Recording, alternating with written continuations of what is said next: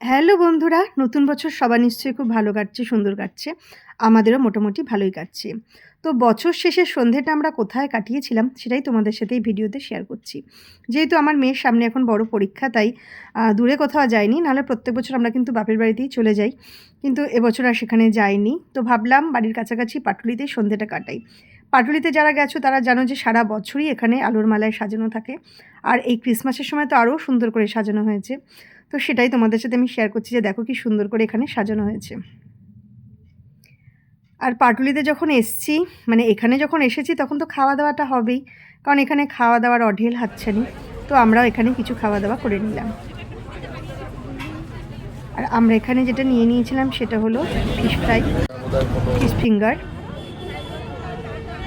আর এরপর নিয়ে নিয়েছিলাম রসগোল্লা, আর একদম শেষে নিয়ে নিয়েছিলাম কফি। গরম গরম কফি না হলে কি আর শীতের সন্ধ্যাটা জমে।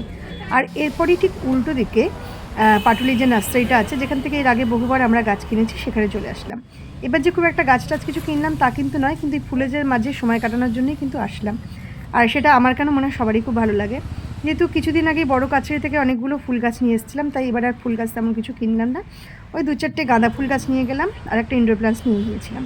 কিন্তু সবচেয়ে বড় কথা হলো যে এখানে সুন্দর একটা সময় কাটালাম ফুলের মাঝখানে। তো কেমন লাগলো ভিডিওটা? টাটা।